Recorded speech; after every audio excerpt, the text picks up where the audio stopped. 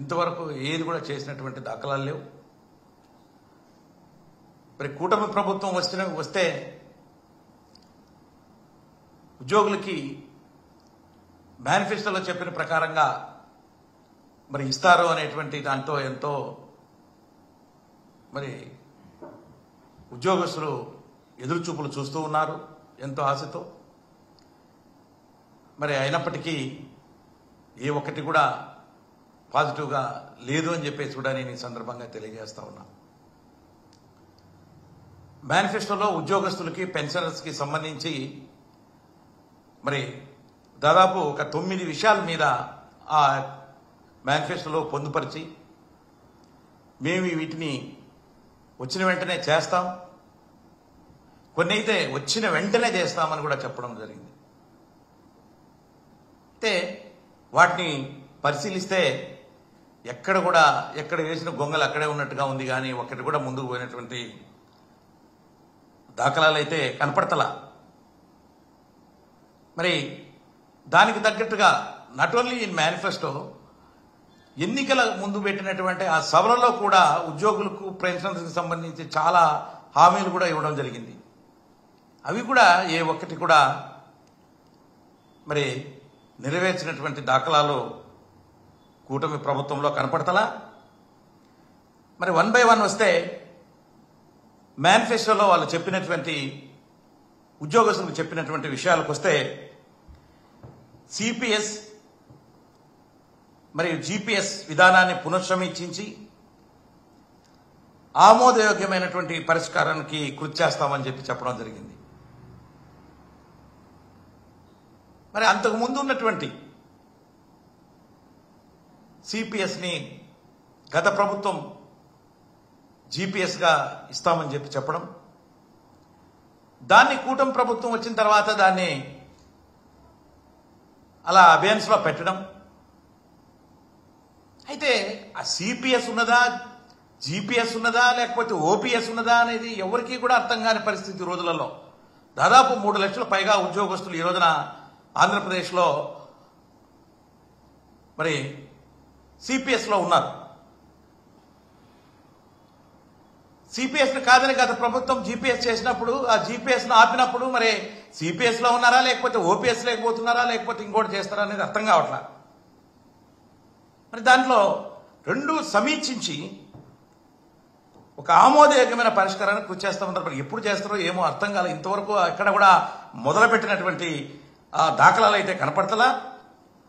ఉద్యోగస్తులంతా కూడా మరి ఇలా అన్నారు కాబట్టి మేనిఫెస్టోలో దీన్ని సమీక్షించి మమ్మల్ని అందరినీ కూడా ఓపీఎస్లోకి తీసుకెళ్తారేమో అనేటువంటి ఆశతో ఎదురు చూస్తున్నారు. కాబట్టి మరి ఖచ్చితంగా దాని మీద మరి చెప్పినటువంటి విధంగా మేనిఫెస్టోలో చెప్పినటువంటి విధంగా ముందుకు వెళ్ళాలి అని చెప్పేసి కూడా నేను ఈ సందర్భంగా ప్రభుత్వాన్ని కోరుతున్నాను. అదేవిధంగా ఇంకొక పాయింట్కి వస్తే ఉద్యోగులకు మెరుగైన పిఆర్సీని అమలు చేస్తామన్నారు. అయితే ఇంతవరకు పే రివిజన్ కమిషనర్నే అపాయింట్ చేయట్లా. పే రివిజన్ కమిషన్ అపాయింట్ చేసిన తర్వాత దానికి ఒక 6 నెలలు సంవత్సరమో టైం ఫిక్స్ చేసి ఆ యొక్క పిఆర్సీ రిపోర్ట్ను తెప్పించుకొని ప్రభుత్వం పరిశీలించి ఉద్యోగులకి ఏమేమి ఇవ్వాలి, పిఆర్సీలో ఏవేవి పెంచాలి అనే దాని మీద వాళ్ళు ఆలోచించేదానికి కూడా ఆస్కారం లేకుండా పిఆర్సీనే ఇంతవరకు అపాయింట్ చేయాల.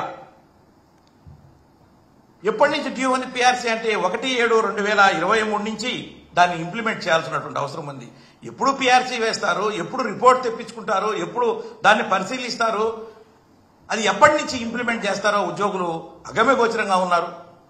ఉద్యోగస్తులకు ఏదైనా ఇంతో అంతో జీతం పెరుగుతుందంటే డిఎల్ తర్వాత ఏదైతే కరువు భత్యం అనేది కేంద్ర ప్రభుత్వం ఈ ఇయర్లీ ట్వైస్ ఇస్తుందో అది కాక దాని ప్రకారంగా రాష్ట్రాలు కూడా ఇస్తూ ఉంటాయి. అయితే ఈ పే రివిజన్ కమిషన్స్ కూడా రాష్ట్రాలలో మరి 5 ఏళ్లకు ఒకసారి పే రివిజన్ కమిషన్ నియమించడం జరుగుతూ ఉంటుంది. అది 1/7/2023 నుంచి డ్యూ ఉంది. అది ఇంతవరకు అపాయింటే చేయట్లేదు. మరి దాన్ని మెరుగైనటువంటి పిఆర్సీ ఇస్తామని చెప్పేసి ఉద్యోగస్తుల్ని మోసపుచ్చి మోసమైనటువంటి మాటలు చెప్పి మరి ఓట్లు వేయించుకున్నారా అని చెప్పేసి కూడా ఈ సందర్భంగా నేను అడుగుతా ఉన్నా. చెప్పిన తర్వాత కనీసం మీరు ఇంప్లిమెంట్ చేయడానికంటే పోనిచ్చి కనీసం అపాయింట్ అయినా చేయాలి కదా పీఆర్సీని. కాబట్టి పీఆర్సీని ఇంప్లిమెంట్ చేయడానికి ముందు మీరు అర్జెంటుగా pay revision commission 12th pay revision commission ని అపాయింట్ చేయాలి అని చెప్పేసి కూడా నేను ఈ సందర్భంగా ప్రభుత్వాన్ని కోరుతున్నా. అదేవిధంగా ఇంకొక పాయింట్కి వచ్చేటప్పటికి అలవెన్సెస్ పేమెంట్ చేసే అలవెన్సెస్ ఏవైతే ఉన్నాయో ఆ అలవెన్సెస్ కూడా పునఃపరిశీలన చేస్తాం అంటే వీళ్ళ ఉద్దేశం ఏంటంటే, ప్రభుత్వం ఉద్దేశం ఆ రోజు చెప్పడానికి ఉద్యోగులకు ఇస్తున్నటువంటి ఈ యొక్క అలవెన్సెస్ ఏవైతే ఉన్నాయో అవి తక్కువగా ఉన్నాయి,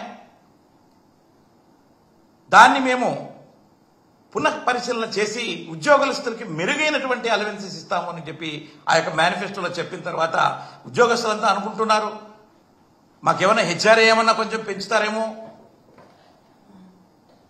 లేకపోతే ఇంకా ఇంకా ఉన్నటువంటి అలవెన్సెస్ ఏవైనా కూడా అలవెన్సెస్ పెంచుతారేమో అనేటువంటి చూస్తున్నారు.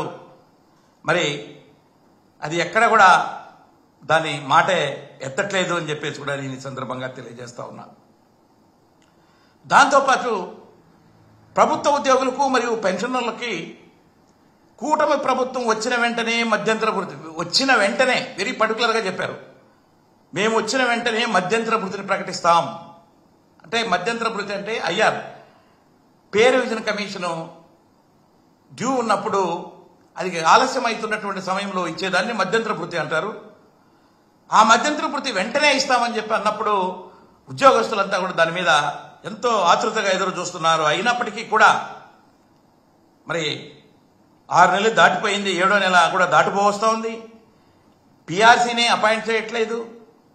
అందువలన ఈ రోజున ఉద్యోగస్తులంతా కూడా కోరుకుంటున్నారు, ఎటు మీ పీఆర్సీని అపాయింట్ చేయలేదు, ఇంకా ఆలస్యం అవుతుంది కాబట్టి మరి వెంటనే మీరు చెప్పిన విధంగా 30% తగ్గకుండా మధ్యంతర భృతిని ఉద్యోగస్తులకి పెన్షనర్లకి మంజూరు చేయాలి అని చెప్పేసి కూడా ఈ రోజున ఉద్యోగ వర్గంతా ఎదురు చూస్తూ ఉన్నది అని చెప్పేసి కూడా నేను ఈ సందర్భంగా తెలియజేస్తా ఉన్నా.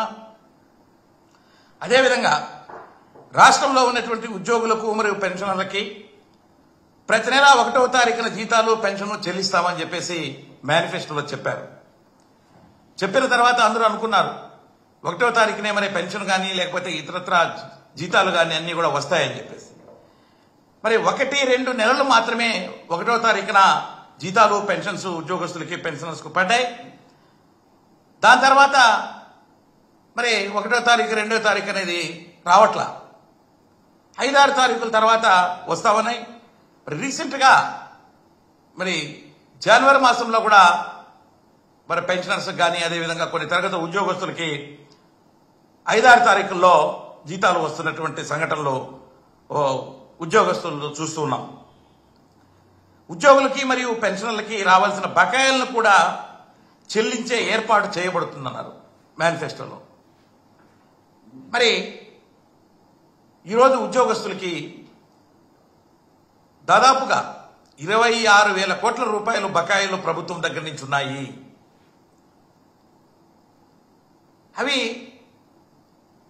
ప్రభుత్వం శాంక్షన్ చేసేటే కాదు, ఓన్లీ ఉద్యోగస్తులు దాచుకున్న సొమ్ములు కూడా చాలా ఉన్నాయి. దాంట్లో జీపీఎఫ్ అనేది ఉద్యోగస్తులు ప్రతి నెల వాళ్ళకి వచ్చేటువంటి జీతంలో కొంత కట్ చేసి దాచుకుంటున్నటువంటి సొమ్ము,